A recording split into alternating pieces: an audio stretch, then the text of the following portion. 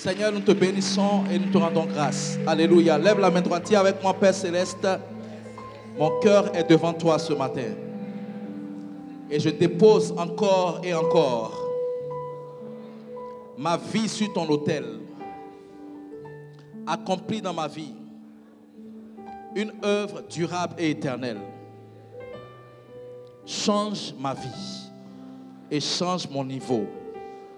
Au nom de Jésus, quelqu'un dit Amen. Est-ce qu'on peut acclamer Jésus? Alléluia. Asseyons-nous dans la présence du Seigneur. Que le Seigneur vous bénisse. Je vous salue en Jésus. Amen. Notre papa étant en mission, j'ai la lourde responsabilité de partager quelques instants de communion avec nous. Et je voudrais saluer chacun de nous, saluer ceux qui nous suivent via Internet. Je voudrais vous dire que nous sommes à la bonne adresse. Et vous savez, être à la bonne adresse, c'est vraiment important. Parce que quand tu es à la bonne adresse, il ne t'arrive que de bonnes choses. Quelqu'un dit Amen.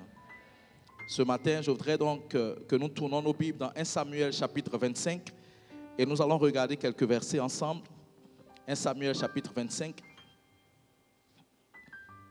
1 Samuel chapitre 25, on va lire à partir du verset 14. 1 Samuel chapitre 25, verset 14. On va se lever pour faire la lecture de la parole de Dieu. Un des serviteurs de Nabal vint dire à Abigail, femme de Nabal, voici, David a envoyé du désert des messagers pour saluer notre maître, qui les a rudoyés. Et pourtant, ces gens ont été très bons pour nous. Ils ne nous ont fait aucun outrage et rien ne nous a été enlevé. Tout le temps que nous avons été avec eux, lorsque nous étions dans les champs, ils nous ont nuit et jour servi de muraille. Tout le temps que nous avons été avec eux, faisant paître les troupeaux. Verset 17. Sache maintenant et vois ce que tu as à faire, car la perte de notre maître et de toute sa maison est résolue. Et il est si méchant qu'on ose lui parler. Il est si méchant qu'on ose lui parler. Abigail prit aussitôt 200 pains, 2 outres de vin, 5 pièces de bétail à prêter, 5 mesures de grains rôtis, 100 masses de raisins secs et 200 de figues sèches. Elle les mit sur des ânes et elle dit à ses serviteurs, passez devant moi, je vais vous suivre. Elle ne dit rien à Nabal, son mari.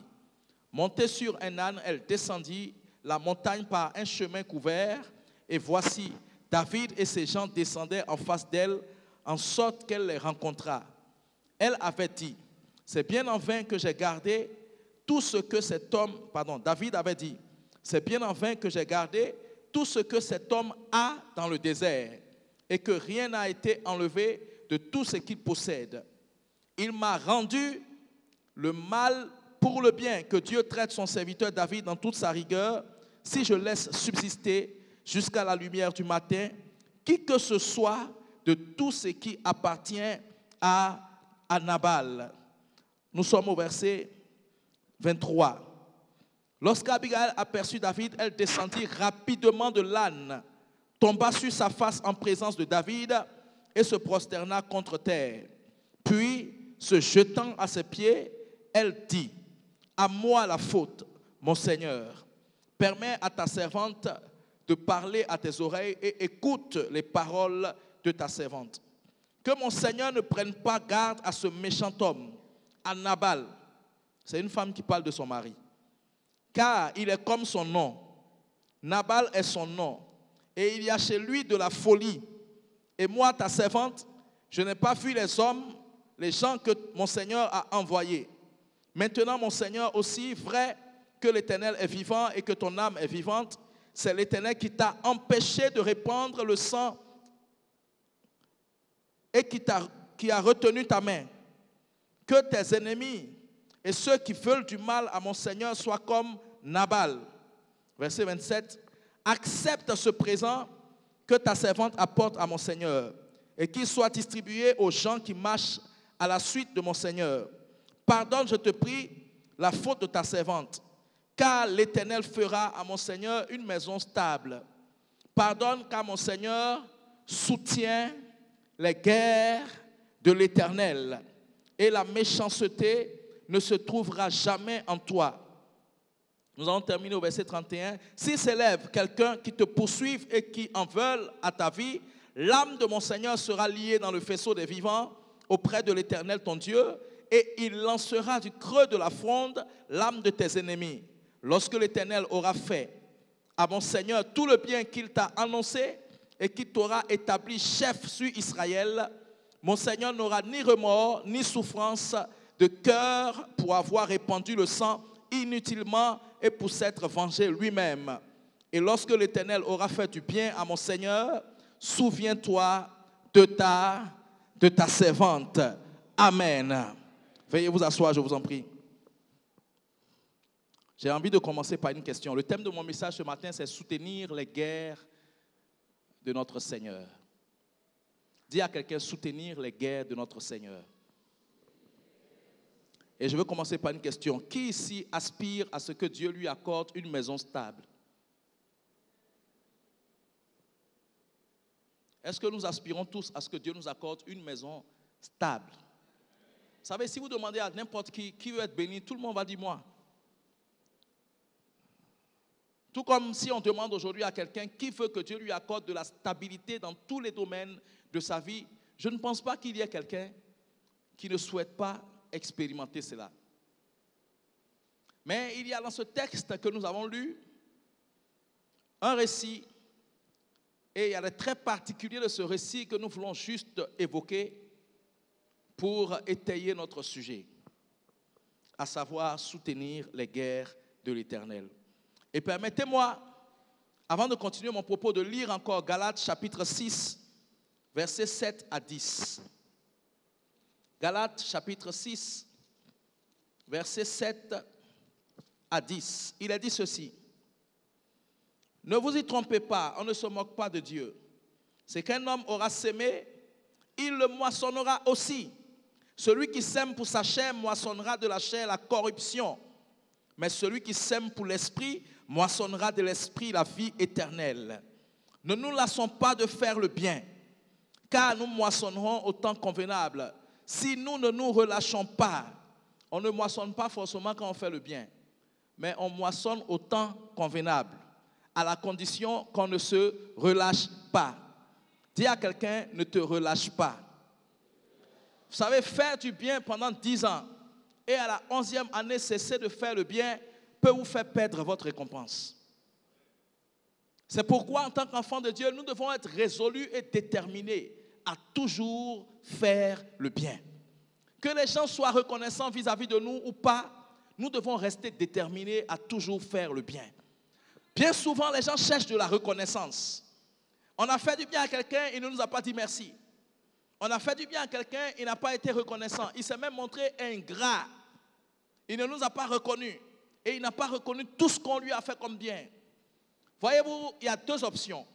Soit vous voulez que les hommes vous reconnaissent le bien que vous avez fait, ou bien vous choisissez que Dieu vous reconnaisse le bien que vous avez fait. Vous avez le choix. C'est pourquoi la Bible dit que quand vous aidez quelqu'un qui est en détresse et qui n'a pas la possibilité de vous rendre le bien que vous avez fait, poursuivez votre chemin.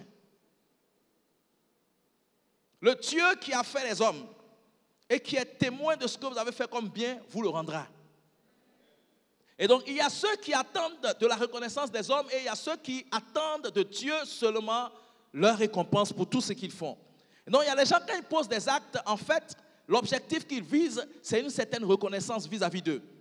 Donc, s'il n'y a pas possibilité qu'on leur rende les honneurs dus aux actes qu'ils ont posés, ils ne le feront pas. Mais s'ils sont convaincus qu'on va les honorer, on va les célébrer pour le bien qu'ils ont fait, alors ils le feront. Alléluia. Je suis allé prier un jour quelque part, et puis quand on a fini la prière, la famille m'a remis une enveloppe. Je leur ai dit vraiment que Dieu vous bénisse. J'ai prié encore pour que Dieu vraiment leur rende au centuple et tout ça. Et puis je suis parti. Le lendemain, un membre de la famille m'appelle. Enfin, ce n'est pas un membre de la famille, mais un proche de la famille qui était présent ce jour-là m'appelle et on finit de parler. Il dit, mais ne faut pas oublier de dire merci à la maman pour l'enveloppe.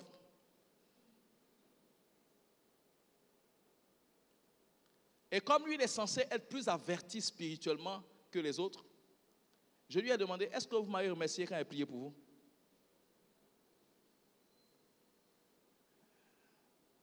Et puis, il a voulu orienter le sujet d'une façon pour dire, bon, enfin, tu sais, ceux-là, ils ne comprennent pas trop les choses spirituelles. Il a dit, ben, il ne faut pas militer pour eux sur ce terrain-là. Tu n'es pas sur le bon terrain. Ou bien, est-ce que les prières que j'ai faites pour eux là, ça équivaut à ce qu'ils m'ont donné? Parce que c'est dans la nature des hommes de chercher de la reconnaissance pour tous ceux qui font du bien.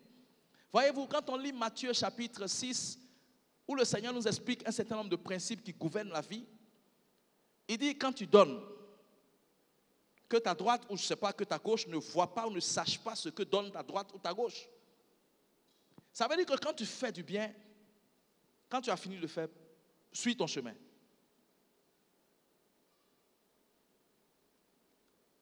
Et il dit, si tu agis ainsi, ton Père céleste qui voit dans le secret ce que tu fais, te le rendra. Mais dès l'instant où les hommes t'ont rendu le bien que tu as fait, Dieu n'a plus rien à te donner. Quelqu'un dit Amen. Alors ce matin, je veux inviter quelqu'un à attendre la reconnaissance de tout le bien qu'il fait du Seigneur et non des hommes. Parce que les hommes ne savent pas rendre aux hommes ce qu'ils leur doivent. Mais Dieu n'est le débiteur de personne. Ça veut dire que quand Dieu te doit quelque chose, enfin, il ne te doit même pas. Il rend toujours aux gens ce qu'il doit leur rendre. Alléluia, alléluia, alléluia. Et je vais terminer donc. Il dit, si nous ne nous relâchons point. Ainsi donc, pendant que nous en avons l'occasion, verset 10, Galates chapitre 6, pratiquons le bien envers tous. Regardez ce qu'il dit ici. Il dit, il faut faire du bien à tout le monde.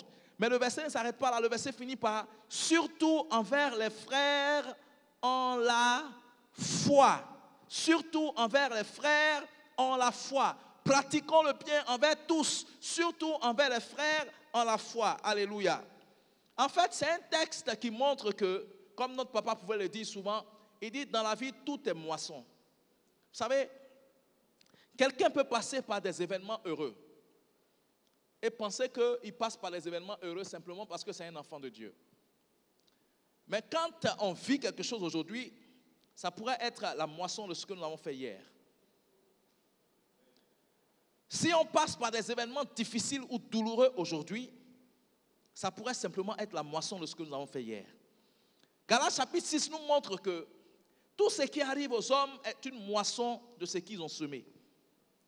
Et donc, ce que tu veux de ta vie demain, tu dois t'assurer de mettre en terre les semences qu'il faut aujourd'hui. Sinon, tu risques de ne pas contrôler ton avenir. Tu risques de ne pas avoir de pouvoir de décision sur ton lendemain. Alors que tu as la possibilité d'influencer et même de décider de ce que demain sera, en choisissant les semences que tu mets en terre aujourd'hui. Donc si tu parles bien aujourd'hui, tu moissonneras le bien demain. Si tu penses bien aujourd'hui, tu moissonneras le bien demain. Si tu agis bien aujourd'hui, tu moissonneras le bien demain. À l'inverse, si tu ne parles pas bien aujourd'hui, la vie, il n'y a pas que la vie, mais la mort également, sont au pouvoir de la langue. Ça veut dire que si je veux vivre demain, je dois parler la vie. Si je veux mourir demain, je n'ai qu'à parler la mort. Et la mort viendra. Aussi sûr que c'est Dieu qui a donné sa parole. Alléluia, alléluia, alléluia. Et donc, nous devons comprendre en lisant ce texte de Galates chapitre 6 que tout est une affaire de cause à effet.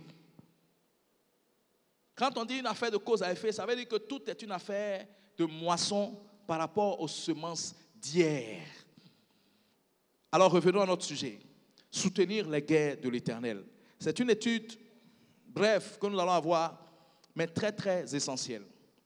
Voyez-vous, quand on parle de guerre, le dictionnaire définit la guerre comme étant simplement une lutte armée entre deux États. Je vais m'arrêter là, je ne vais pas aller plus loin. Une lutte armée entre deux États. Nous, on n'est pas dans un contexte d'État. Mais si nous voulons adapter cette définition à notre contexte de spiritualité, on dira c'est le conflit ou la bataille entre deux royaumes. Alors, je m'en vais ici pour dire que nous sommes dans une situation où il n'y a que deux camps. Il y a le camp de Dieu, le royaume de Dieu, et il y a le camp de Satan, c'est-à-dire le royaume de Satan. J'espère que tu sais cela. Il n'y a que deux camps. Il n'y a pas un camp intermédiaire. Donc il n'y a pas quelqu'un qui va dire, moi, je suis au milieu. Je ne suis ni chez Dieu, ni chez Satan. Si tu n'es pas chez Dieu, aussi sûr que tu n'es pas chez Dieu, ça veut dire que tu es chez Satan. Et si tu n'es pas chez Satan, il n'y a pas un camp intermédiaire. C'est pourquoi on dit dans le jargon, un pied dedans, un pied dehors, ça fait dehors. Ça ne fait ni dedans, dehors. Il n'y a pas dedans, dehors. C'est dehors ou bien c'est dedans. Et donc, si tu n'es pas dans le camp de Dieu, ça veut dire que tu es dans le camp de Satan. Et quand on regarde dans la parole de Dieu, elle nous démontre effectivement qu'il n'y a que deux camps. Il n'y a que deux royaumes. Vous savez, dans toute la Bible, chaque fois qu'il est question de royaume, il y a trois types de royaumes. Il y a le royaume de Dieu, il y a le royaume de Satan et il y a le royaume des hommes. Mais quand on parle des camps, on ne compte pas le camp des hommes comme étant un camp. Parce que c'est par la foi que nous savons que les choses que nous voyons, les choses visibles, sont venues des choses invisibles. Ça veut dire, avant que tout ce qui est matériel n'existe, il y avait un monde invisible qui existait. Et dans ce monde invisible-là, à l'origine, au départ, c'était un seul camp. Et il y a eu une rébellion et on s'est retrouvé avec deux camps sur la place. Donc, le camp de Dieu et le camp de Satan. Et je le redis, si vous n'êtes pas dans le camp de Dieu, c'est que vous êtes dans le camp de Satan. On aura l'occasion de comprendre ça en évoluant. Dans Exode chapitre 32, vous connaissez bien le récit du veau d'or. Le veau d'or que Aaron a érigé et qui a conduit tout le peuple d'Israël à adorer ce faux Dieu, à plonger et à baigner dans l'idolâtrie. Alléluia. Vous savez, Moïse avait été appelé par Dieu pour aller se tenir dans la présence de Dieu. Et la Bible nous dit que lorsque Moïse s'est retrouvé dans la présence de Dieu, il ne savait certainement pas que cela lui aurait pris beaucoup de temps. Dieu l'a appelé, Dieu lui a demandé de venir le voir. Il va voir Dieu et il se trouve que l'affaire commence à durer au-delà de 30 jours, au-delà de 40 jours. Donc, à un moment donné, le peuple a commencé à se plaindre de l'absence de Moïse. Et le peuple a demandé à Aaron, qui était le leader que Moïse a désigné pour conduire le peuple en son absence, ils lui ont demandé de leur faire un Dieu en or pour qu'ils puissent voir leur Dieu et qu'ils puissent adorer ce Dieu-là. Ce qui est bizarre, c'est que Aaron a fait ce qu'on lui a demandé. Et puis les gens ont commencé à adorer le veau en or. Ils ont commencé à célébrer, à festoyer. Moïse était avec Dieu. Quand Dieu lui a dit, écoute Moïse, j'aime bien t'avoir ici, mais il faut que tu descendes. Parce que les gens que tu as laissés sont en train de se perdre. Quand Moïse est descendu, accompagné de son serviteur Josué, au pied de la montagne, ils ont commencé à entendre des bruits comme des bruits de fête. Et Josué, qui n'a pas bien entendu, parce que lui n'avait pas encore le niveau de Moïse. Vous savez, en fonction du niveau que vous avez, votre perception est déterminée. Ça veut dire, Josué, qui est le serviteur, dit, j'entends comme un bruit de guerre. Moïse dit, non, ça, ce n'est pas un bruit de guerre. Mais ça, c'est une fête que les gens sont en train de faire. Ils sont en train de fêter, ils sont en train de danser. Effectivement, quand ils sont arrivés sur les lieux, les gens étaient en train de fêter. Et leur surprise a été grande que de constater que la fête que les gens faisaient, c'était de l'idolâtrie. Ils ont fait un faux Dieu et ils étaient en train d'adorer ce faux Dieu-là. Donc quand on regarde à partir du verset 26 dans Exode 32, la Bible dit que quand Moïse est arrivé, ce qu'il a vu l'a choqué. Ça l'a profondément choqué. Et qu'est-ce que Moïse va faire? La Bible dit qu'il s'est mis à la porte du camp. Et il a crié, à moi ceux qui sont à l'Éternel. En d'autres termes, à moi ceux qui appartiennent à Jéhovah. Et la Bible dit, une poignée parmi le peuple a quitté le peuple et a rejoint Moïse. En ce moment précis, voici comment la situation se présentait. Il y avait deux camps. Il y avait un camp de l'autre côté qui était constitué de l'ensemble du peuple. Et du côté de Moïse, il y avait un autre camp. Ils n'étaient pas très nombreux, mais c'est de ce côté-là que se trouvait le camp de Dieu. Et j'ai découvert dans ma petite étude que, fort malheureusement, dans le camp de Dieu, on n'est pas toujours forcément les plus nombreux. On n'est pas toujours forcément les plus nombreux. Et la Bible dit, ces gens-là qui ont rejoint Moïse et qui ont choisi de faire partie du camp de Dieu, c'étaient les fils de Lévi. Je suis en train de vous expliquer comment on choisit le camp de Dieu. Parce que trop de gens, bien souvent, sont dans nos églises, des années et des années durant, mais ne choisissent jamais de se mettre du côté du Seigneur. Ne choisissent jamais d'être dans le camp de Dieu. Vous savez, c'est un choix que nous devons opérer délibérément et consciemment. Nous devons choisir d'être du côté du Seigneur. Nous devons choisir d'être dans le camp de Dieu. Nous devons choisir d'être du côté de notre Dieu. Quelqu'un dit avec moi, je fais le choix d'être du côté du Seigneur. Et quand les fils de Lévi se sont mis aux côtés de Moïse, vous n'allez pas croire ce qui s'est passé. C'est incroyable. Il leur a dit que chacun de vous tire son épée et tuez tous ceux qui sont en face. Tuez autant que vous pouvez en tuer. Est-ce que vous savez que ceux qui étaient en face, c'était leurs frères, de la tribu de Siméon, de la tribu de Ruben, de la tribu de Gad, de la tribu de Nephtali, de la tribu d'Azer, de la tribu de Zabulon, c'était leurs frères. Mais les fils de Lévi sont rentrés dans le camp en face et ils ont tué leurs frères. La Bible dit que ça a été un jour de malheur, un jour difficile, parce qu'ils ont donné la mort à beaucoup de gens, de ceux qui se trouvaient en face d'eux dans l'autre camp. Donc regardez que dans ce tableau-là, ceux qui sont dans le camp de Dieu ont opéré un choix clair et délibéré d'être du côté du Seigneur. Maintenant, ce qui est quand même assez intéressant, c'est que ceux qui sont restés de l'autre côté et qui étaient à tuer par ceux qui ont rejoint Moïse, apparemment, ils n'ont pas fait de choix manifeste à l'instant précis. Il y a eu un appel. Ceux qui ont répondu à l'appel ont quitté le camp et ils se sont retrouvés du côté du Seigneur. Il y a eu un appel. Ceux qui n'ont pas répondu à l'appel se sont retrouvés en face de l'autre camp. Et c'était eux qu'on devait tuer. Je suis en train de dire à quelqu'un que si tu ne réponds pas à l'appel de Dieu, j'ai la tristesse de t'annoncer que tu seras malheureusement dans l'autre camp. Tu seras malheureusement dans l'autre camp. Le tout n'est pas de venir dans une communauté parce que l'environnement est agréable, parce que la parole est bien. Mais il faut choisir de quel côté on veut être. Il faut choisir dans quel camp on veut se positionner. Quelqu'un me dit Amen. Et c'est de cela qu'il s'agit. Quand on parle de la foi chrétienne, c'est de cela qu'il s'agit. Josué a dit un jour aux enfants d'Israël, il faut que vous choisissez aujourd'hui même qui vous allez servir. Soit vous servez Dieu et vous le servez bien, ou bien vous ne servez pas Dieu et vous ne le servez pas du tout. Mais moi et ma maison, notre choix, il est fait, il est clair. Nous servirons l'Éternel. Alléluia. Il dit, moi et ma maison, nous servirons l'Éternel. Il a pris ses responsabilités, il a fait son choix et il a ouvertement manifesté et déclaré son choix. Alléluia. Alléluia, alléluia.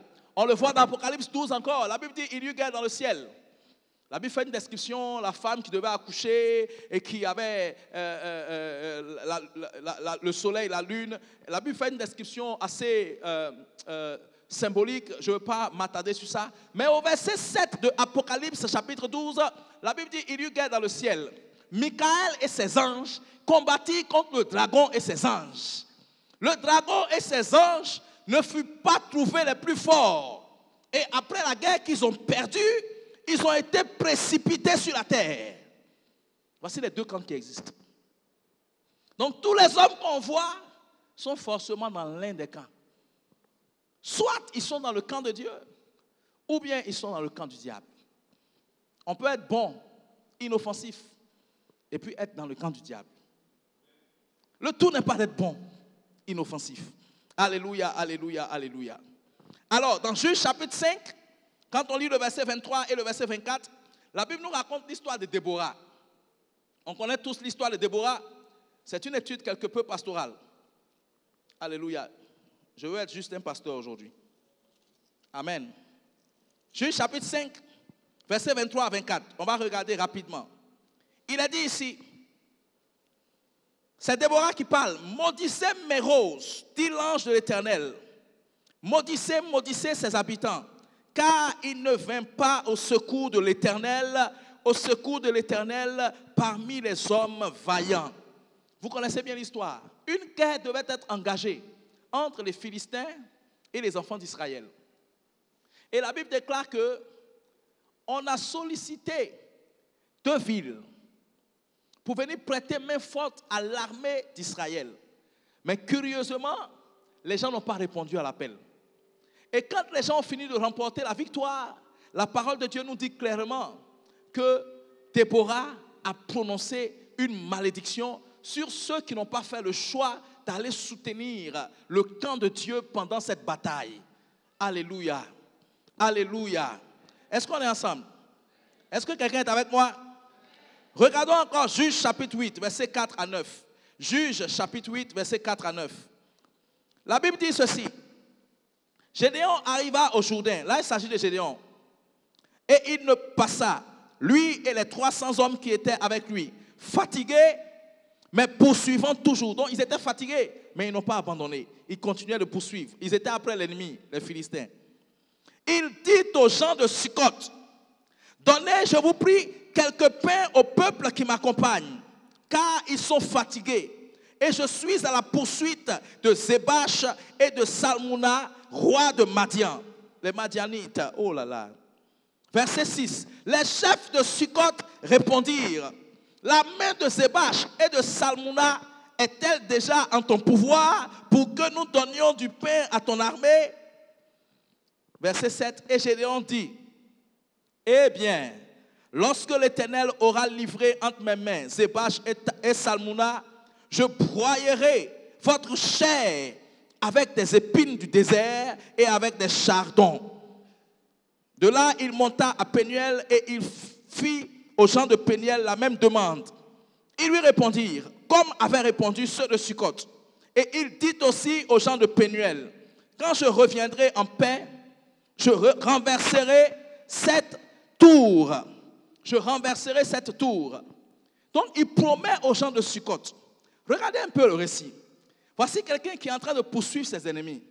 Ces hommes sont fatigués. Ils arrivent à une étape de leur parcours et ils trouvent une ville où ils trouvent des gens. Et ils demandent de la nourriture, ils demandent de l'aide aux gens là. Les gens là lui ont dit naturellement, est-ce que tes ennemis là, tu as déjà eu le dessus sur eux? Parce que si tu n'as pas encore eu le dessus sur eux, nous on ne te soutiendra pas. Et c'est comme ça que la plupart du temps les hommes se comportent. Ils préfèrent se rallier à ceux qui ont déjà eu la victoire, qui ont déjà gagné. Mais est-ce que vous savez que les futurs champions des prochaines générations, ils n'ont peut-être pas encore eu de victoires, mais ils sont en train de venir et leurs victoires seront certaines. La relève est assurée, rassurez-vous. Rassurez-vous. Et ce n'est pas parce qu'ils ne sont pas encore sur la scène qu'ils ne sont pas là. Ils sont là. Ils sont en train d'être préparés par Dieu pour remporter les batailles à venir, pour remporter les défis à venir, pour relever les combats à venir. Et je crois pour ma part que quelqu'un ici fait partie de ces champions. Alléluia. Vous savez, le combat n'avait pas encore eu lieu. Il a sollicité l'aide des gens. Les gens lui ont dit, si tu n'as pas encore le dessus sur tes ennemis, nous on ne peut rien faire pour toi.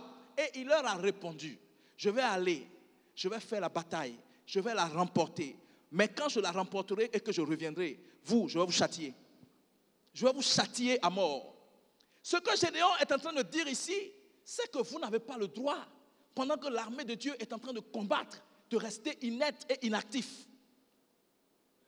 Combien de gens peuvent faire une année, 10 années dans une église, en ne venant que dimanche pour faire le culte et puis retourner chez eux? Tu n'es pas dans le camp de Dieu, hein?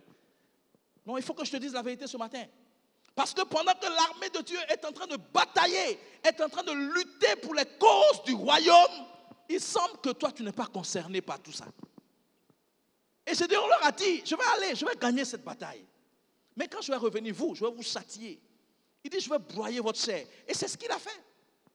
Quand il est allé, qu'il a gagné le combat, quand il est revenu, il ne les a pas laissés. Il les a châtiés exactement comme il leur a dit. Et les gens de Pénuel à qui il a demandé de l'aide, qui ont refusé de l'aider, quand il est parti, qu'il a gagné la bataille et qu'il est revenu, la Bible dit qu'il a renversé la ville, il a renversé la tour. Il a détruit leur belle tour. En d'autres termes, personne ne peut être témoin de bataille engagée entre le camp de Dieu et l'autre camp et ne pas prendre parti. Si tu ne prends pas parti, si tu ne fais rien, si tu ne réagis pas, ça veut dire que tu es de l'autre côté. C'est pourquoi quand Nabal a refusé de prendre parti pour David et que l'information est parvenue à Abigail, Abigail a pris la responsabilité d'aller faire ce que David a demandé. Quelqu'un est avec moi ce matin? Il ne s'agit pas de venir à l'église parce que c'est une bonne église. Mais quelle est ta place et quel est ton rôle dans l'église? De quelle utilité es-tu dans l'église? Et il y en a qui se glorifient même de dire que non, moi je préfère aller, je m'assois, je fais mon culte, je ne veux pas me faire remarquer. Donc ceux qui font quelque chose là, eux ils veulent se faire remarquer. Non, c'est la question. Est-ce que ceux qui font quelque chose là, c'est parce qu'ils veulent se faire remarquer? Approchez-vous de tous ceux qui font quelque chose. Vous serez surpris de voir que parmi eux, il y en a qui étaient timides. Il y en a qui étaient très très réservés. Mais qui, quand ils ont compris que je ne peux pas être dans la maison de mon Dieu, je ne peux pas être dans la famille de Dieu et ne pas prendre part aux affaires et à la cause de la famille. Quand ils ont compris ça, ça a changé leur posture et leur attitude dans la maison. Mais il y en a qui font des années et des années dans la maison. Mais il semble qu'ils ne comprennent pas cela. Ce matin, il s'agit de choisir ton camp. Et on choisit son camp à partir de ce qu'on fait quand les moments de défi se présentent. On choisit son camp à partir de ce qu'on fait quand vient l'heure des batailles. Rappelez-vous, il n'y a que deux camps. Il n'y a que deux camps. Déborah maudit, Gédéon a châtié d'un côté et il a renversé la tour d'un autre côté. Pourquoi? Parce que les gens ont eu l'opportunité d'être témoins du camp de Dieu qui était en train de se battre, qui était fatigué, qui était languissant. Ils n'ont rien voulu faire pour les assister. Ils n'ont rien voulu faire pour les assister. Alléluia, alléluia. Amen, amen, amen. Alors avant de continuer, regardons ensemble toujours dans 1 Samuel chapitre 25, l'histoire de Nabal. On va lire juste 3 versets, versets 36 à 38. 1 Samuel chapitre 25. On va voir comment finit l'histoire de Nabal. Versets 36 à 38. Regardez le verset 36. Après avoir prêté main forte, assistance à David, il avait sollicité juste de la nourriture pour se fortifier lui et les gens qui étaient avec lui. Vous savez, la pire chose qui puisse arriver à un homme, c'est de manquer de nourriture. Mais voyez-vous, il y en a qui en ont à manger, qui jettent à la poubelle. Moi, j'ai commencé à dire à mes enfants, et j'ai dit à leur moment de veiller là-dessus, quand ils mangent là, il faut regarder dans l'assiette. S'il y a un grain, il faut qu'ils mangent ça. On ne jette pas la nourriture ici. Et on a commencé à les surveiller pour ça. Si tu t'es servi au-delà de ce que tu dois manger, comment tu vas te débrouiller pour manger ton assiette? C'est Dieu seul qui sait. Donc tu règles tes affaires, Dieu, mais tu finis l'assiette. Parce que sous d'autres cieux, il y en a qui cherchent ce grain-là qu'ils vont aller jeter pour manger. Ne serait-ce que ça. Rappelez-vous dans le séjour des morts, le mauvais riche a dit à Abraham, dit à Lazare de tremper son doigt dans l'eau. Je veux juste les gouttes là qui tombent là quand on trempe le doigt là. C'est ce que lui demandait. Il ne demandait pas juste un verre. Hein. Non, lui il voulait des gouttes. Donc pendant que toi tu as de l'eau et que les tuyaux sont cassés, ça coule. Peut-être parce que tu as une prise en charge de 400% pour ce qui concerne tes factures. Il y a des gens qui n'ont pas d'eau et qui cherchent juste des gouttes. Pendant que tu as de la nourriture à manger en abondance et que tu manges, tes enfants mangent, on laisse ça pourrir, on jette. Ou bien on prend la nourriture qui n'est pas encore gâtée, on jette. Il y en a qui ne cherchent qu'une poignée de riz à manger. Regardez les images des choses qui se passent en Angola, au Somalie, c'est ça, en Somalie, et puis, il y a quel pays encore même? En Somalie, et puis, je crois Somalie, et puis il y a quoi encore? Au Soudan, merci. Je dis, vous voyez des gens que la faim a affaibli à un point où ils ne peuvent plus se tenir sur leurs pieds. Il y a des cas où les gens sont morts de faim. Vous savez, on est tout en train de dire, oui, Seigneur, depuis là, je ne suis pas marié, depuis là, je n'ai pas d'enfant. J'ai dit, toi, tu cherches enfant en mariage. Il y en a là, eux, ils cherchent juste une poignée de riz pour manger. C'est pourquoi la pire chose qui arrive à une personne, c'est de manquer de nourriture. Regardez, quand on lit Malachie chapitre 3, où il parle de la dîme et des offrandes, il dit quoi? Apportez à la maison du trésor les dîmes et les offrandes. Et il dit, afin qu'il y ait de la nourriture dans ma maison. Manquer de nourriture, c'est la pire chose. Et un homme de Dieu qui manque de nourriture, c'est la pire chose. C'est la pire chose. Un enfant de Dieu qui manque de nourriture, oh my God, que Dieu nous sauve. Que Dieu nous sauve. C'est pourquoi dans Ésaïe 58, où il parle du vrai jeûne, il dit quand tu commences à pratiquer le vrai jeûne, partage ton pain avec celui qui a faim. Est-ce que quelqu'un a vu ça? Vous pouvez regarder bizarrement. Bon, c'est vrai que ce n'est pas conventionnel, hein? On n'est pas habitué à entendre ce genre de choses-là. Bon, pour ne pas qu'on dise, le prophète a dit. Ce n'est pas le prophète qui a dit.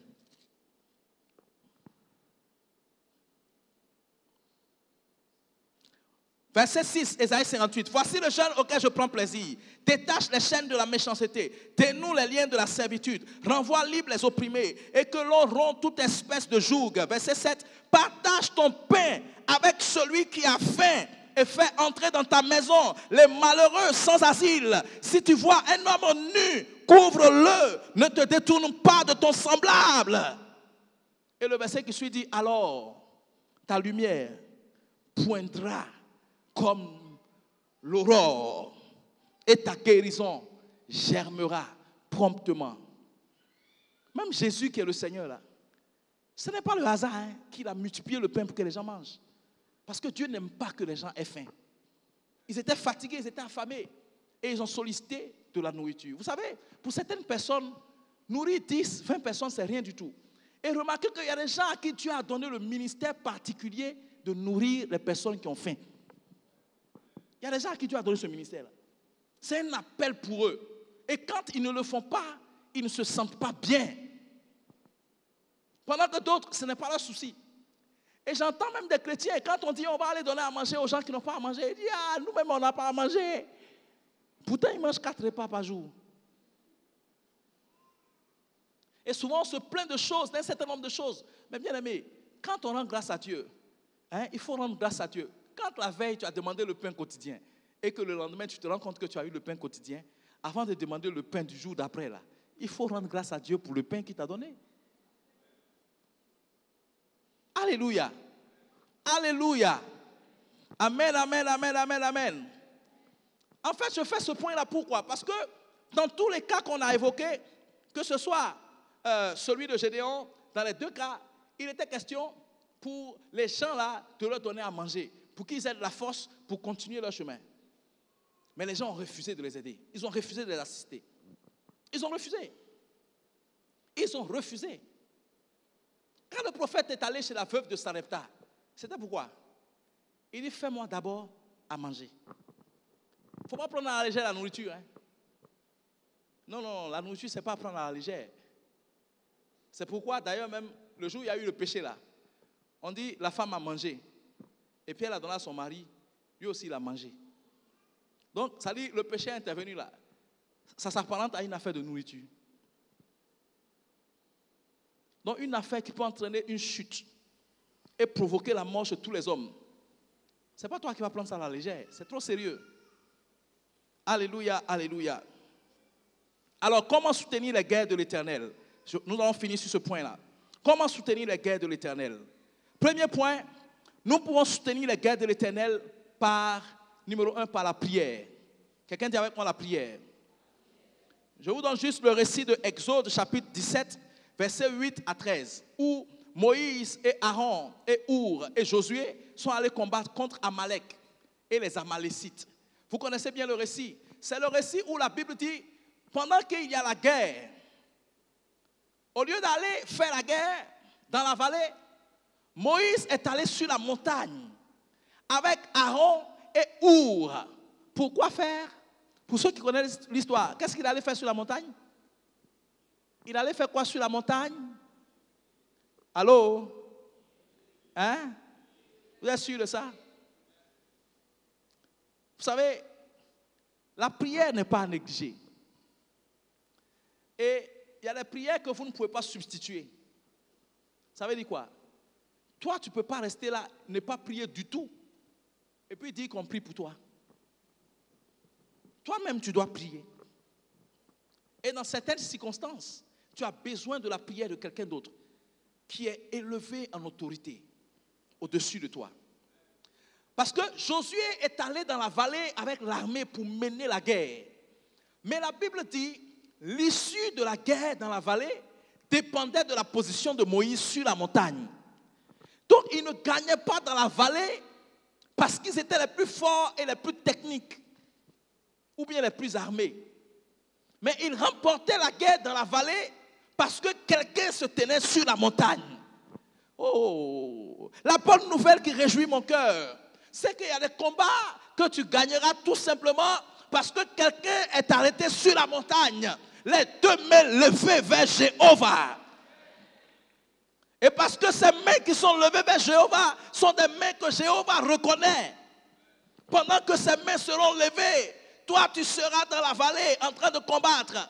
Et tu vas voir que même des situations dans lesquelles tu n'espérais pas t'en sortir, brusquement, il arrive comme un miracle, comme un retournement de situation. La situation qui semblait impossible, la situation qui semblait perdue, la situation qui semblait désespérée, il arrive soudainement comme un miracle. Pourquoi? Parce que quelqu'un a les mains levées vers Jéhovah. Pour toi. Et ce n'est pas quelque chose qu'il faut prendre à la légère. La couverture spirituelle. Parce que quand on parle de prière, on parle aussi de la couverture spirituelle. Rappelez-vous, le Seigneur lui-même a dit à Simon, Simon, Simon, Satan vous a réclamé pour vous cribler comme du froment. Mais j'ai prié pour toi afin que ta foi ne défaille point. C'est-à-dire que l'affaire dans laquelle Simon était là, s'il n'avait pas été là pour prier, Simon ne se serait pas tiré d'affaire. Alléluia. C'est pourquoi vous ne pouvez pas prendre à la légère les prières d'un père spirituel. Ça n'a pas de prix. Frère, ça n'a pas de prix. Ça n'a pas de prix. Allez demander à Saül. Lui, très vite, il a oublié ça. Mais David, lui, il a toujours gardé dans son cœur la conscience de ces choses. David, il a gardé dans son cœur la conscience de ces choses. Toute sa vie, devant Samuel. Il pouvait être le roi devant n'importe qui. Mais devant Samuel, il est le fils du prophète. Devant tout le monde, il est le roi. Même Samuel le considérait comme étant son roi. Mais quand lui se retrouve devant Samuel, c'est l'un des rares rois dans la Bible où on voit écrit noir sur blanc, il tombe à genoux devant le prophète. C'est un des rares. Les rois ne tombent pas à genoux devant quelqu'un. Hein? Qui que tu sois. C'est le roi quand même. Mais c'est un des rares rois. La Bible dit qu'il tombait à genoux devant le prophète. Pourquoi? Parce que devant cet homme-là, il voyait son père spirituel et pour lui, il est le fils devant son père. Il tombait à genoux. Ces histoires de royauté, toutes ces choses ronflantes là, il jetait ça à côté et puis il tombait à genoux. Je comprends maintenant pourquoi le monsieur là, il a gagné toutes ses guerres. Il a gagné toutes ses batailles. David, il a échappé plusieurs fois à la mort, mais la mort ne pouvait pas le prendre. Parce que des mains étaient levées vers Jéhovah, en son endroit, en sa faveur. Alléluia, alléluia, alléluia. Et je bénis Dieu parce que tu es à la bonne adresse. Je bénis Dieu parce que là où tu es localisé, là où tu es planté, les mains de quelqu'un sont levées vers Jéhovah en ce qui te concerne. Il y a des batailles pour lesquelles tu peux dormir tranquille. Ce ne sera pas ton affaire et ce ne sera pas ton combat. Mais ce sera le combat de Jéhovah tant que les mains de son oint seront levées en ce qui te concerne. Et l'issue de la bataille te sera favorable. Tu gagneras ce combat. Tu gagneras cette bataille. Tu relèveras ce défi. Tu t'en sortiras. Tu auras ce témoignage. Ce miracle, tu le recevras. Cette percée, tu la vivras. Ce miracle et ce témoignage vont arriver certainement. Pourquoi? Parce que les mains de quelqu'un sont levées. La Bible dit noir sur blanc. Tant que les mains de Moïse étaient levées, dans la vallée, Josué et ses hommes étaient plus forts. Mais le contraste qui est inquiétant, c'est que quand les mains de Moïse faiblissaient et se baissaient, dans la vallée, il semblait que les forces quittaient Josué et ses hommes. Heureusement que Moïse était monté avec Aaron et Our. Parce qu'à un moment donné, la fatigue et la faiblesse se faisaient sentir. Qui a dit que l'homme de Dieu ne se fatigue pas? Mais quand un homme de Dieu commence à être fatigué, il faut prier Dieu pour qu'il y ait toujours un Aaron et un Our. Pour tenir ses mains toujours levées. Lui-même il est fatigué, on prend une pierre, on met, on dit assis-toi, il s'assied. On dit donne une main ici, il donne ici. On dit donne l'autre main là-bas, il donne là. Il est fatigué, mais les deux là, ils lèvent la main. Lui il est assis et puis on lève ses mains. Parce que l'important, c'était que ses mains restent levées jusqu'à ce que la bataille soit terminée. Et ils ont réussi à tenir Moïse dans cette position. Jusqu'à ce que Josué revienne de cette bataille avec la victoire totale. Ça veut dire que tu peux ne pas t'en sortir parce que les mains de celui qui est sur la montagne pour toi sont en train de descendre. Donc, quelque part, d'une façon indirecte, nous avons tous la responsabilité de travailler pour que les mains de celui qui est sur la montagne et qui a levé les mains pour nous restent levées. Est-ce que quelqu'un comprend ce que je suis en train de dire? Frère, ce que je suis en train de dire là, c'est de la haute spiritualité. Tu peux ne pas comprendre. Donc, par la prière, on peut combattre les guerres du Seigneur. Numéro 2, on peut combattre les guerres du Seigneur en se battant. Quand je dis en se battant, je veux faire allusion à en faisant face aux défis et en relevant les défis. Vous savez, il y a des situations que vous allez rencontrer dans votre parcours. Votre responsabilité, c'est de relever ces défis. Votre responsabilité, c'est de vous en sortir. Vos parents peuvent être complètement fauchés. Vous pouvez être issu d'une famille pauvre et qui ne s'en sort pas, qui est sans référence. Mais ce n'est pas ce qui vous garantira un lendemain de misère. Tes parents peuvent être pauvres et toi, tu peux être riche de l'histoire de la maison de ton père et de l'histoire de la maison de ta mère. Pendant qu'on parle de détruire ou vaincre l'esprit de pauvreté, nous devons comprendre que nous ne serons pas pauvres parce que nos parents sont pauvres. Regardez les hommes les plus riches du monde là. Ils sont tous issus de familles pauvres. Tous. Donc la pauvreté de ton père ou la pauvreté de ta mère n'est pas la garantie de ta pauvreté. Quelqu'un dit avec moi, je ne serai pas pauvre de la pauvreté des gens de la maison de mon père et de la pauvreté des gens de la maison de ma mère. Je serai le commencement d'une génération prospère. Et à partir de moi, tous ceux qui viendront après moi seront prospères. Alléluia. Dis-moi amen, amen, amen. La Bible dit, pendant que Moïse était sur la montagne, il priait, Josué était dans la vallée, il se battait. Nous tous, on ne peut pas passer notre temps à prier. Non. Il y en a qui doivent prier juste ce qu'il faut prier et puis aller dans la vallée pour se battre. Maintenant, nous, on peut rester sur la montagne pour prier.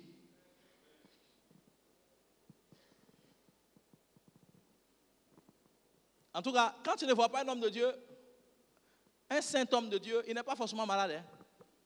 Il y en a même qui ne tombent jamais malades.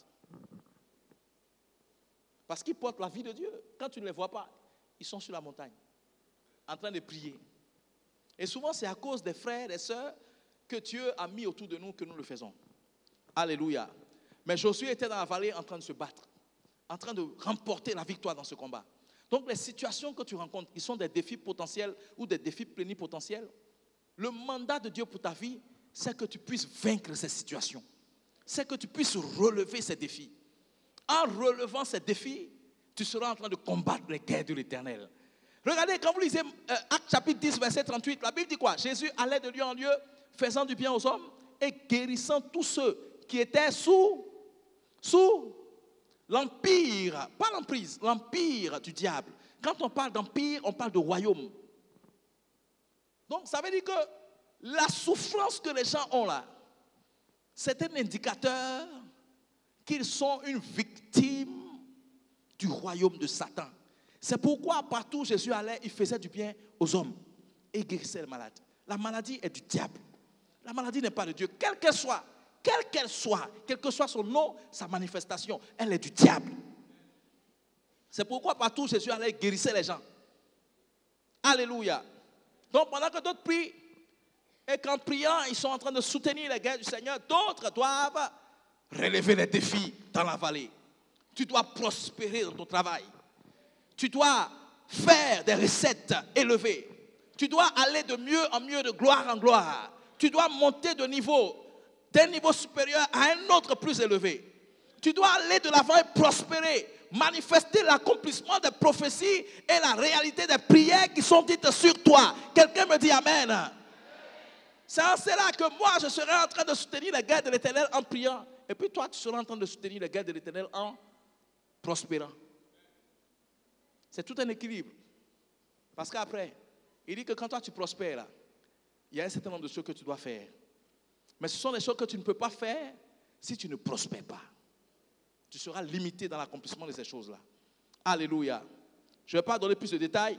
Le troisième point, j'allais dire, pour soutenir les guerres de l'Éternel, c'est par le donner. Quelqu'un dit avec moi le donner. Quand je parle du donner, je parle de libéralité, je parle de miséricorde. Les deux sont différents. Ce n'est pas mon sujet, donc je ne vais pas trop m'attarder là-dessus. Les deux sont différents. Libéralité, miséricorde. Libéralité, c'est ce qui pourvoit aux besoins de façon délibérée, de façon volontaire. C'est un ministère à part entière. Si vous lisez Romains chapitre 12, il parle de que celui qui donne le fasse avec libéralité. C'est un ministère à part entière. Il y a des gens, ceux à quoi Dieu les a appelés là, c'est pour subvenir aux besoins des autres. C'est ça leur ministère. C'est pour subvenir aux besoins de la maison de Dieu. Et regardez, l'une des caractéristiques d'un homme qui a ce ministère-là, c'est qu'il n'attend pas forcément qu'on lui demande. Il sait ressentir les besoins. Il sait identifier les besoins et répondre aux besoins sans qu'on ne les sollicite. Ça, c'est quelqu'un qui a un ministère de libéralité. Ça c'est une expression qui est propre à moi. Hein. Un jour, je prêchais et puis il dit, il y a des gens qui ont le don de pauvreté volontaire. Ça dit quoi? J'ai un de mes garçons là qui fait ça. Son frère a versé sa ration alimentaire au réfectoire. Lui, il prend pour lui, il donne à son frère. Son frère lui dit, viens, on va manger. Il dit, non, moi, je n'ai pas faim. Mange. Si tu manges que tu es rassasié, c'est bon. Il a 9 ans. Donc, on commence à observer tout de suite les mandats qui sont attachés à la vie des gens, dès leur bas âge. C'est-à-dire qu'il est capable de sacrifier sa ration, son estomac, pour que l'autre mange. Il n'y a pas beaucoup de gens qui peuvent faire ça. Hein? Alléluia. Un homme a travaillé dur. Et toutes ses économies, c'était pour offrir un cadeau d'anniversaire à sa fille. Ils sont allés dans un restaurant, il a acheté le plat préféré de la fille. Et la fille dit, mais papa, pourquoi tu ne manges pas? Il dit, non, c'est ton anniversaire, vas-y, mange. C'est ton cadeau aujourd'hui. Mais la fille ne savait pas que le père n'avait plus rien du tout. Et que tout ce qu'il avait comme économie, c'est ce qu'il a utilisé pour lui offrir ce cadeau. Quelquefois, on n'apprécie pas ce que les gens font. Peut-être parce qu'on pense que les gens en ont et ils ne nous donnent pas. Ou bien on pense que les gens ne font pas ou n'ont pas fait ce qu'ils auraient dû faire. Mais une femme est venue, elle a déposé juste 2 pièces dans le tronc. Et le Seigneur prend la parole, il dit, elle a donné tout ce qui lui restait pour vivre. Elle n'a pas donné grand-chose. Hein. Mais le Seigneur dit, elle a donné tout ce qui lui restait pour vivre. Ça, c'est un ministère à part entière. Il y a des gens, leur cœur bat pour ça. À l'opposé, il y en a là, leur affaire. Il ne faut pas compter sur eux pour compatir. Hein. Quand on explique le problème de quelqu'un, non, tu sais, on a trop de problèmes, c'est dur. Eux là, ils ne parlent pas autre langage que ça. Quand on dit cotisation, leur argent ne sort pas. On dit offrande, leur argent ne sort pas. On dit hôtel, leur argent ne sort pas. On dit sémence de foi, leur argent ne sort pas. On dit prémisse, ça ne sort pas. On dit dîme. Je n'ai pas envie de continuer. Mais quelqu'un qui est libéral, il donne avec joie. Quelqu'un qui est libéral, il trouve sa joie et son plaisir en donnant et en comblant les besoins des autres. Alléluia. C'est ce genre de personnes-là que Dieu suscite parfois dans la maison de Dieu pour subvenir aux besoins de l'Église. Parce qu'on voit dans Luc 8, versets 1 à 3, qu'il y avait des femmes qui étaient avec Jésus. Le verset 1 dit, Jésus allait de lieu en lieu, de ville en ville, de village en village, pour prêcher la bonne nouvelle. Et le verset 2 dit, il y avait des femmes. Il y avait ses disciples qui étaient avec lui, et il y avait des femmes qui également l'accompagnaient. Mais la particularité de ces femmes, c'est que la Bible dit, elles assistaient le Seigneur avec leurs biens et leur argent. Ça veut dire que le cortège de Jésus avait des besoins.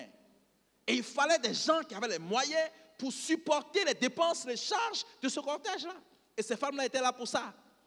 Alléluia. Et on le voit également avec Tabitha, Dorcas, dans Actes chapitre 9, du verset 36 au verset 41. Quand elle est morte, la Bible dit, quand ils ont appelé Pierre et que Pierre est arrivé, les veuves ont commencé à sortir les dons que Tabitha leur avait fait. Elles ont sorti les dons et elles ont commencé à pleurer. Quand Pierre a vu ça, Pierre a dit, vous l'avez mise où? Pierre est allé après Tabitha, là où on l'avait mise. Et la Bible dit, il s'est enfermé avec le corps de la dame. Quand il est sorti là, il est ressorti avec la dame vivante.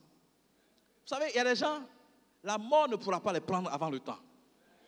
À cause de tout ce qu'ils font pour la cause de Dieu, à cause de tout ce qu'ils font pour soutenir les guerres de Dieu. Vous savez, c'est pourquoi il faut faire du bien. Parce que quand tu es affaibli, quelqu'un à qui tu as fait du bien et qui a été marqué est quelque part à genoux, en train de prier pour que Dieu se souvienne de toi. Et sa prière peut te sauver de beaucoup de calamités. Alléluia. Alléluia. Lui, il peut ne rien avoir, mais il peut être quelqu'un de très proche de Dieu. Quelqu'un que Dieu écoute, parce que son ministère, c'est le ministère de l'intercession. Et pendant que toi, tu es en train de faiblir, lui, il est à genoux. Seigneur, cet homme-là, vraiment, il ne faut jamais l'abandonner. Bénis-le, combat pour lui, tiens-toi pour lui, soutiens-le. Et la personne prie. Il y en a même qui jeûnent pour des gens sans que les personnes ne le sachent. Pourquoi? Parce que ces gens ont été marqués par le passage de ces gens, hommes ou femmes de bien dans leur vie. C'est pourquoi il ne faut pas se relâcher du faire du bien. C'est des semences qui nous reviennent toujours, d'une manière ou d'une autre. Alléluia, alléluia. Par le donner, par la libéralité, par la miséricorde. Quatrième et dernier point sur lequel je vais m'arrêter, on peut soutenir les guerres du Seigneur en témoignant des bienfaits du Seigneur. Dis avec moi, en témoignant. Vous savez, dans Marc chapitre 5, l'histoire du fou de Génézareth, ou dans certaines versions, il est dit Gadara. Marc chapitre 5, on lit à partir du verset 18 à 21. 18 à 20. Vous savez, quand le monsieur a été délivré par le Seigneur, voici ce qu'il a dit au Seigneur. Il dit, Seigneur, je veux te suivre et aller avec toi partout où tu iras. Jésus a dit, non, je n'ai pas besoin que tu me suives. Retourne chez toi, dans ta famille, chez ton père, dans ta maison, et va dire aux gens le bien que Dieu t'a fait, ou le bien que Dieu t'a fait. Alléluia. Il voulait suivre le Seigneur partout où il irait. Le Seigneur lui a dit, non, pas besoin de cela. Va dire aux gens le bien que Dieu t'a fait. En d'autres termes, va témoigner de la bonté du Seigneur. Et la Bible nous dit clairement que, à partir de là, cet homme a commencé à partir et à témoigner de la bonté du Seigneur dans toute la Décapole. Ça veut dire dans 10 régions. Donc ça veut dire que c'était un évangéliste potentiel.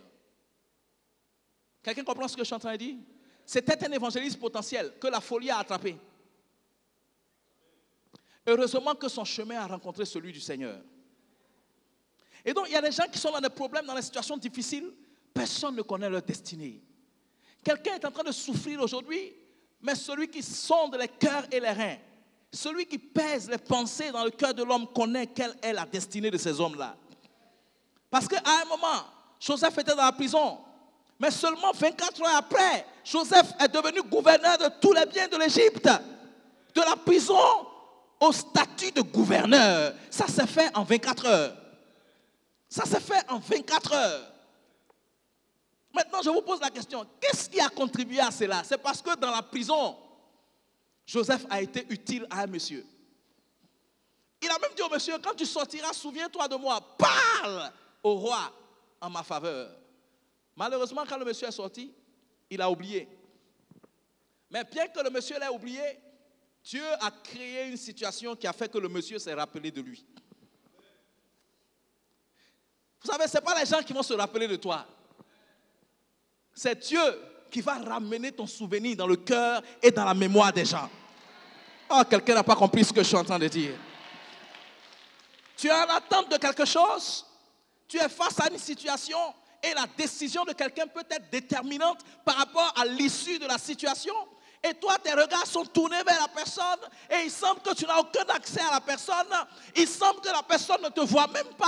Il semble que la personne ne te connaît même pas. Il semble que la personne ne sait même pas ce que tu espères ou ce que tu attends d'elle. Mais il y a un Dieu qui est dans le ciel. Alléluia. Il y a un Dieu qui est dans le ciel qui sait toutes choses, qui connaît ta position de là où tu es. C'est lui qui a fait le cœur de l'homme et c'est lui qui est capable d'incliner le cœur de cet homme en ta faveur. C'est lui qui tient le cœur du roi dans sa main comme un courant d'eau et il incline ce cœur-là partout, partout où il veut. Il tient le cœur du roi. La Bible utilise l'image du roi pour dire l'autorité, c'est-à-dire le dernier recours, le dernier recours, celui qui a la décision finale. Son cœur est dans la main de Dieu. Dis avec moi, son cœur est dans la main de Dieu. Souvent on cite ça et puis on prie, Seigneur, qui se rappelle de moi, qui se rappelle de moi. Mais laissez-moi vous dire qu'ils ne se rappelleront pas de toi comme ça. Un cas qui est parlant, le cas de Mardoché. Comment le roi s'est rappelé de lui? Le roi ne le connaissait pas. Hein? Le roi ne connaissait pas Mardochée. Mardochée était portier, sécurité. Les gens de sécurité, c'est qu'ils font là. Et puis on ne les respecte pas. Souvent on leur parle mal parce qu'ils ont dit on ne passe pas ici, on passe là-bas. Tu es énervé, tu lui parles mal. C'est ça que Mardochée faisait. Il était à la porte. Et pendant qu'il était à la porte, il a entendu des eunuques parler. Et c'était une conspiration pour faire mourir le roi. Et quand il a entendu ça, il allait dire à Esther. Et il a dit à Esther, l'affaire là c'est sérieux. C'est une affaire de vie ou de mort. Esther est allée dire ça au roi, mais de la part de Mardochée. Et ils ont fait des enquêtes, ils ont fait des recherches, et ils ont découvert que ce que Mardochée a révélé était vrai. Ils ont saisi les eunuques, on les a fait mourir. Et puis cela a été écrit dans ce qu'on appelle le livre des chroniques. C'est-à-dire, les États, les royaumes avaient une histoire qui était consignée dans des livres. Et chaque fois, on lisait ça pour se rappeler ce qui s'est passé dans l'histoire de ces royaumes. Et comment est-ce que le cœur du roi va être incliné en la faveur de Mardochée? Une nuit, le roi a manqué de sommeil. Le roi a fait une insomnie. Et puis le roi dit, vraiment, je n'arrive pas à dormir. Est-ce que vous pouvez envoyer le livre des chroniques? Est-ce qu'on peut faire la lecture? Je veux juste me rappeler de tout ce qui s'est passé dans le royaume ces dernières semaines, ces derniers mois, ces dernières années. Et on a fait venir le livre des chroniques. Et on a commencé à lire. Et la Bible dit, en lisant, on a trouvé, là où c'était inscrit, Mardochée a eu connaissance d'une conspiration. Il a fait savoir cela au roi. Et le roi a été sauvé. Il dit, stop. Est-ce que cet homme a été récompensé pour ce qu'il a fait? Donc, le souvenir ou le cœur du roi qui s'incline en ta faveur, là, ça ne vient pas comme ça. Mais ça vient, le point de contact, c'est ce que tu as fait en faveur du roi. C'est ça qui est consigné.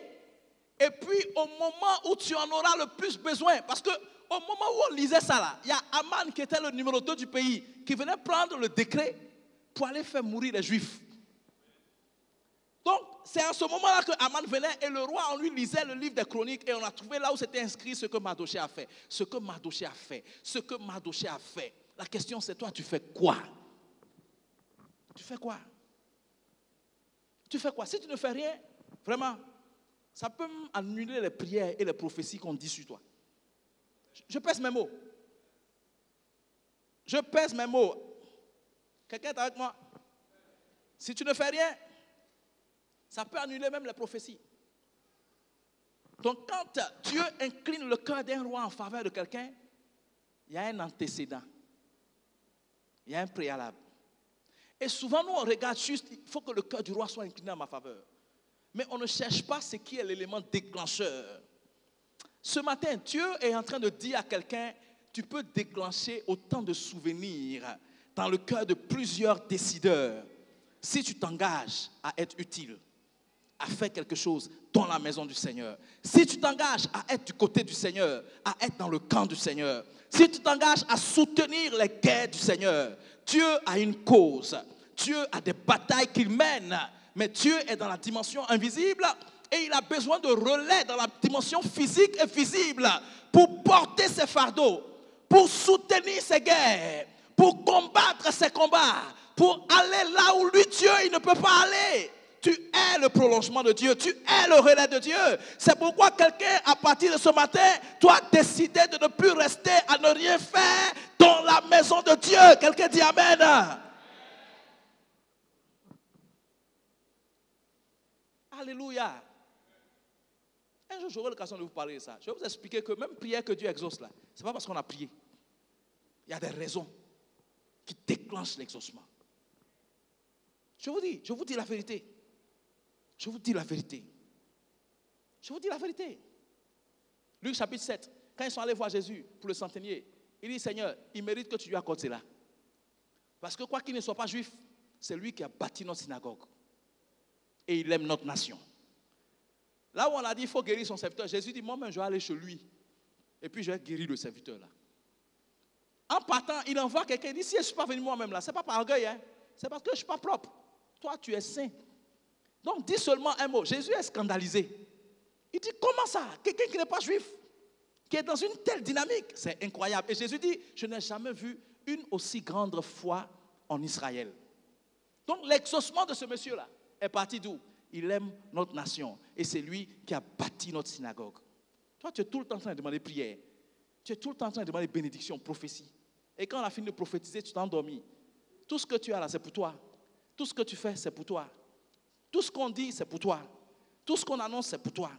Quand c'est bon, c'est pour toi. Quand c'est pas bon, c'est pour les autres. Mais tu veux qu'on prie pour toi, tu veux qu'on prophétise sur toi.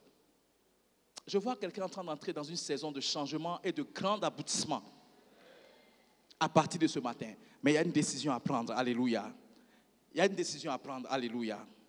Il y a une décision à prendre, quelqu'un dit amen. Alors ma conclusion c'est, faisons le choix de soutenir les guerres de notre Seigneur. En quoi faisant? En le servant réellement et correctement. Chacun à son niveau. Si tu es dans la sécurité, tu es en train de servir Dieu en faisant cela. Tu es dans l'accueil, tu es en train de servir Dieu en faisant cela.